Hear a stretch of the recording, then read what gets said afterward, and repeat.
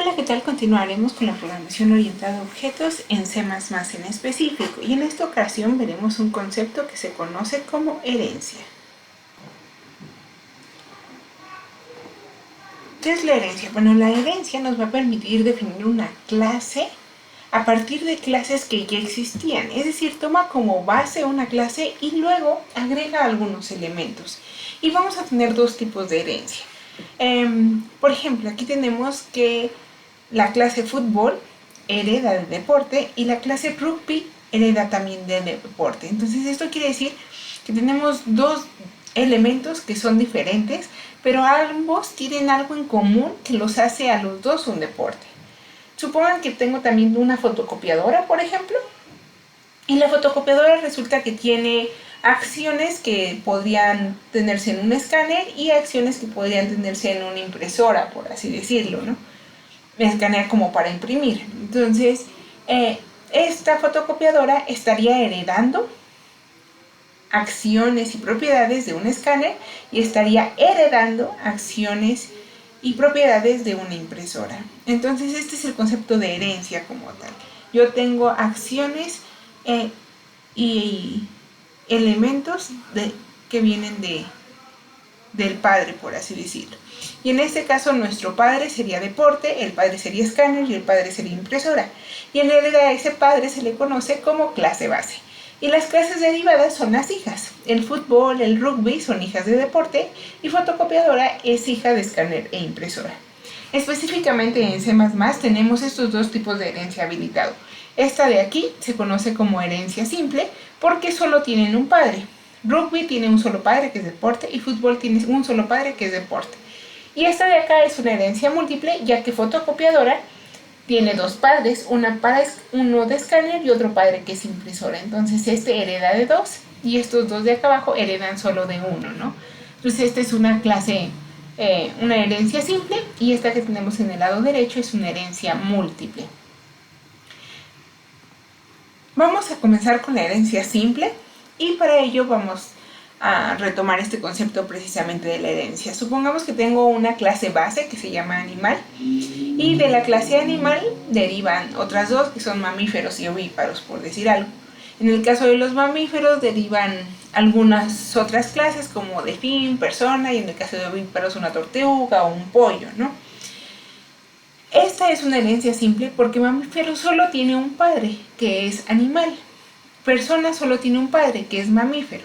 La tortuga tiene un solo padre, que es ovíparo. Noten que, a pesar de que parecen muchas relaciones, el padre solo es uno. O sea, este tiene dos hijos, o 20 tal vez, no sé, muchísimos, hay muchísimos ovíparos, pero en realidad solo hay una clase base y por eso tenemos una herencia simple. Pollo se dice que sería un ovíparo y utilizamos las palabras es un. Entonces el pollo es un ovíparo y el ovíparo es un animal. Aquí tenemos una herencia simple, aunque en dos niveles. Este hereda de este y este hereda de este.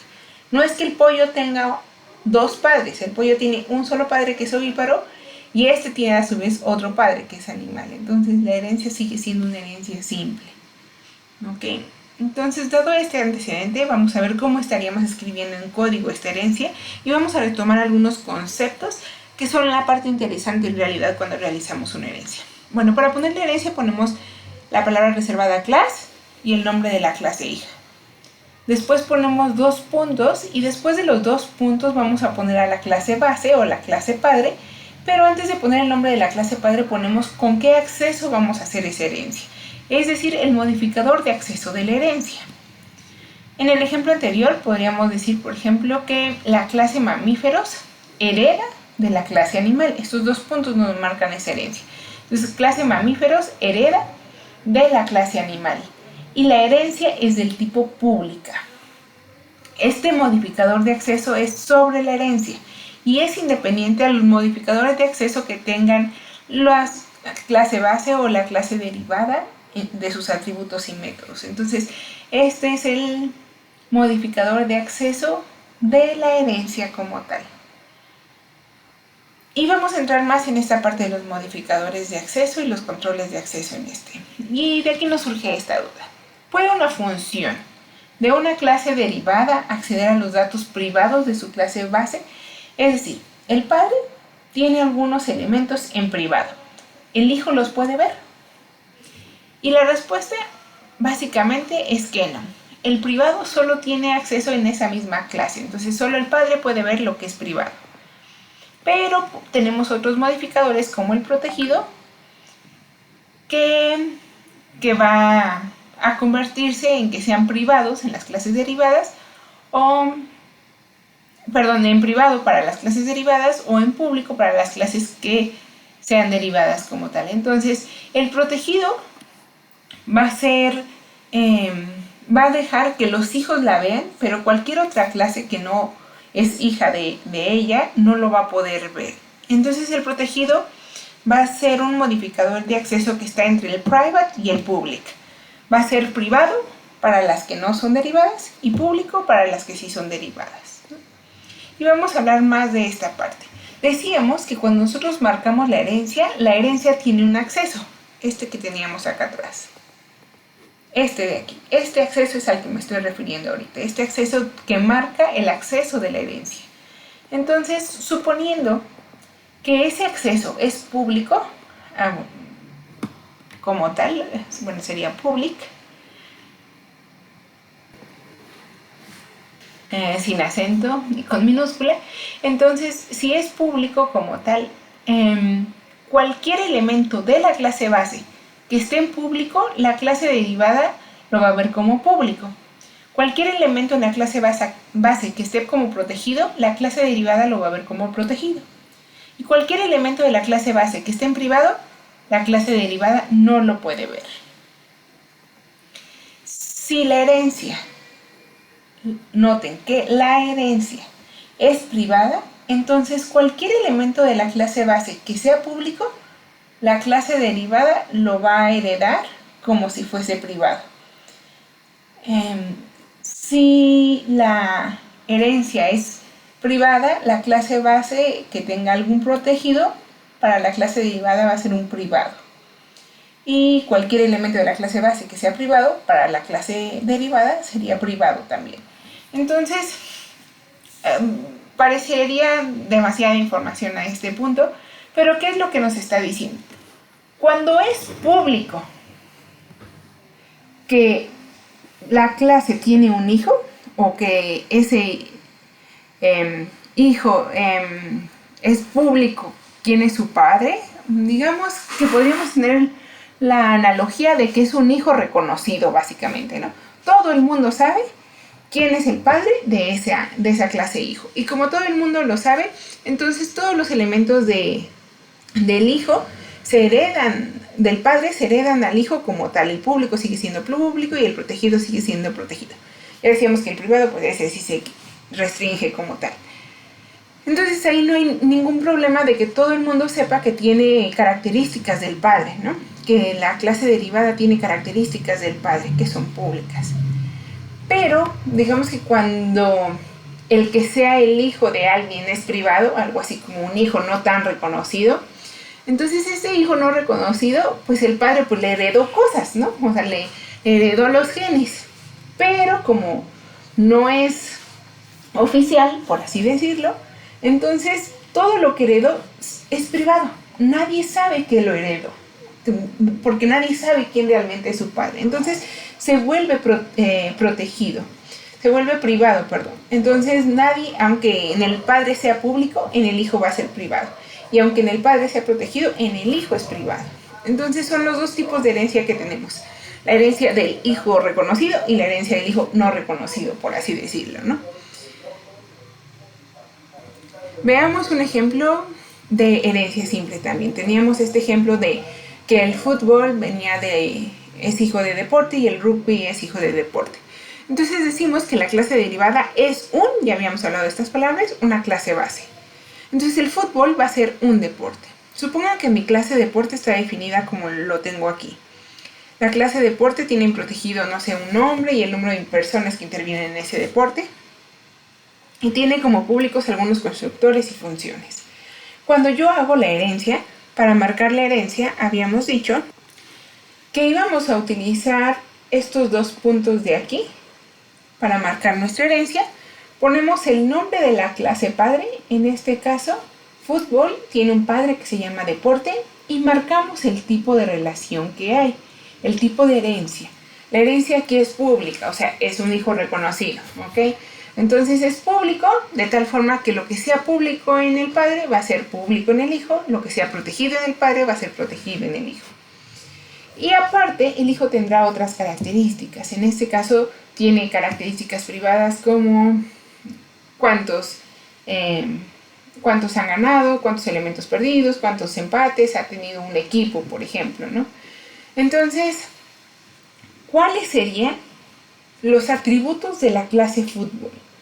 Fútbol tendría como atributos el equipo, los ganados, perdidos y el empate, y también tendría como atributos el nombre y el número de personas, porque son heredados al hijo. Es como si los estuviéramos escribiendo dentro de este. Es como si yo todo este fragmento de código lo estuviera escribiendo aquí adentro de esta clase. Y justo es parte para lo que nos sirve la herencia. La herencia nos va a servir para tener un código mucho más legible. En lugar de que yo esté reescribiendo todo este código en todos los hijos, pues nada más le digo que hereda, y entonces eso equivale a que no tenga que reescribir o copiar y pegar todo el fragmento de código. Entonces aquí en realidad estaría yo reescribiendo todo lo de deporte si no tuviera una herencia, e incluso también estos constructores y funciones estarían reescritos aquí. Lo cual en esta ocasión no tenemos, nada más con marcar esto es como si yo reescribiera. Y es de las funciones principales a la hora de hacer la implementación en una herencia como tal.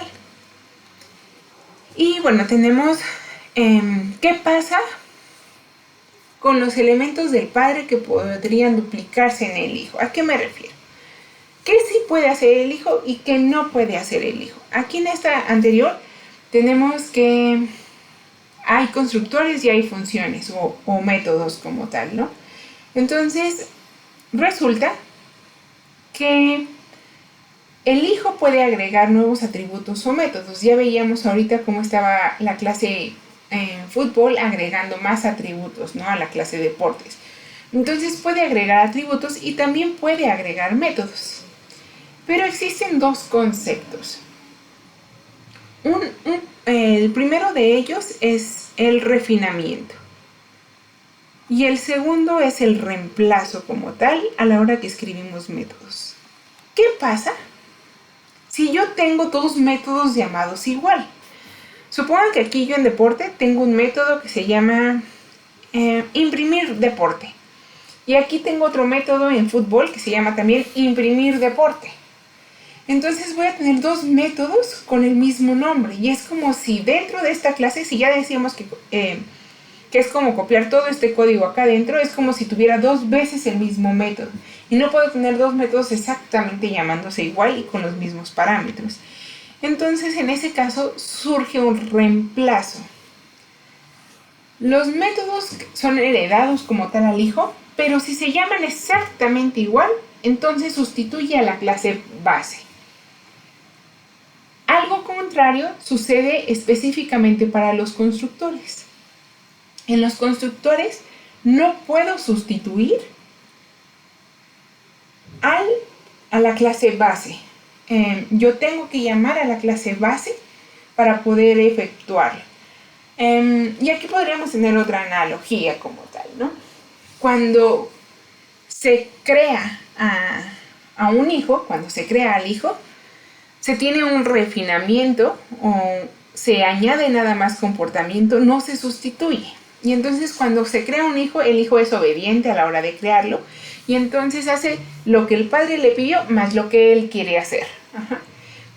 Pero en el resto de los métodos, ahí ya el hijo desobedece al padre. O sea, el hijo obedece al padre solo cuando es creado y cuando ya está creado, ya sus métodos van a sustituir a los del padre.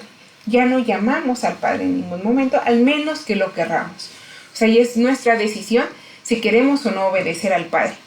Pero en la creación del objeto, a la hora de hacer el constructor como tal, forzosamente debe de obedecer al padre.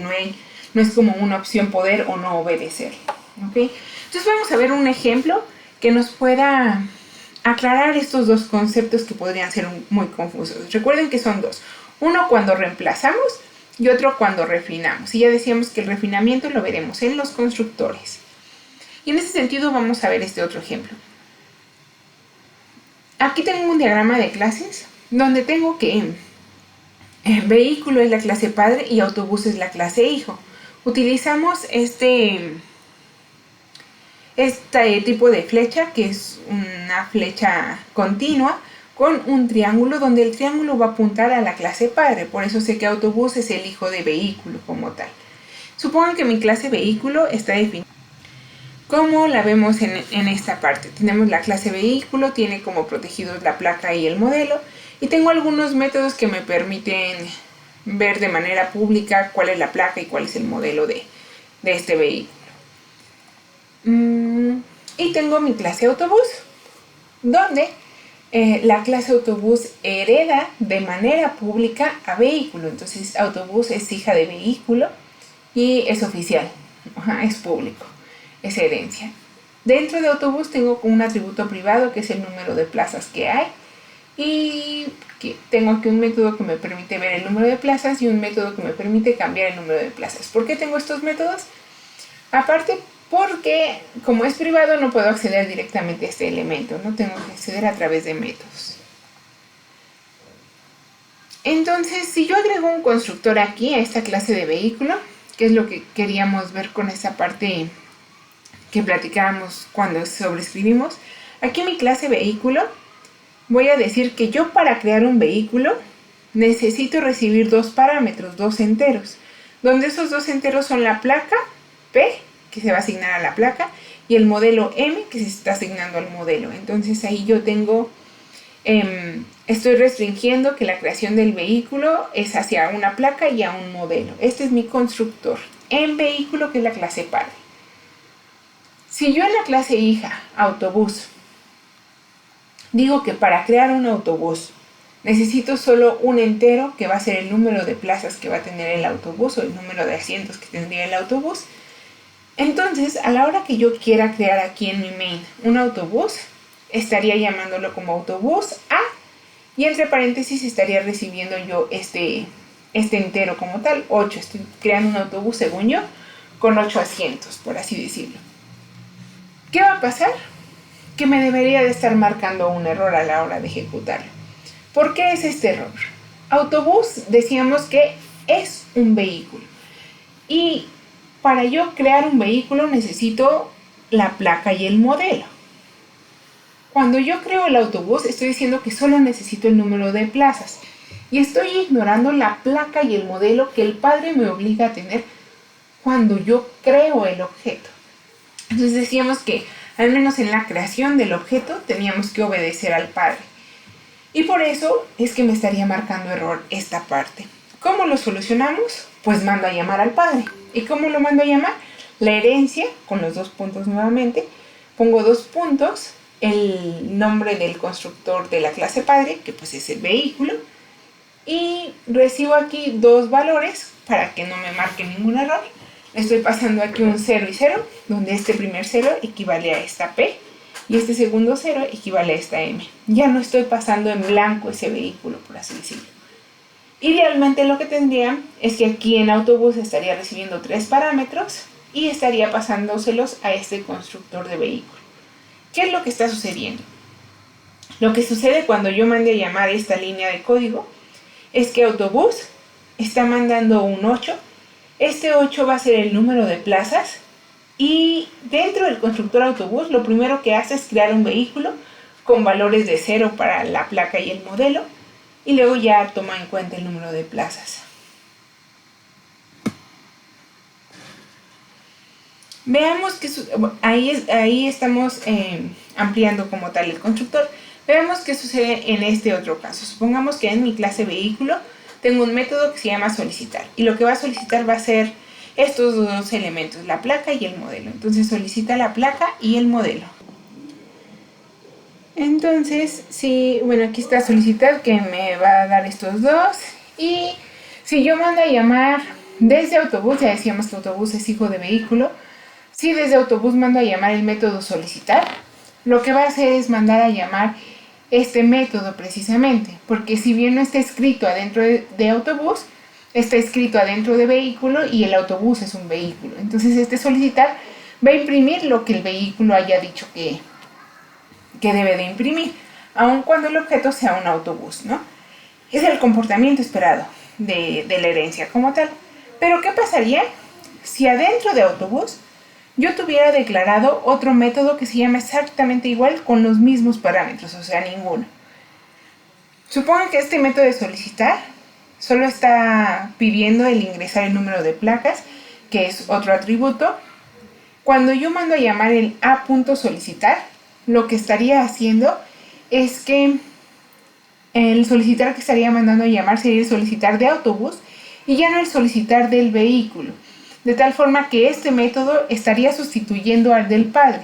Y es ahí cuando decíamos que en el específico, en la parte de los métodos, los hijos ya desobedecen al padre, ¿no? Aquí ya no importa cómo era el solicitar del padre, yo lo estoy sobreescribiendo. Si tuviéramos un hijo un poco más obediente, pues no sobreescribiría solo al padre, sino que estaría mandando a llamar lo que el padre quería y luego sumando lo que él quería. Y entonces en ese caso se vería algo así.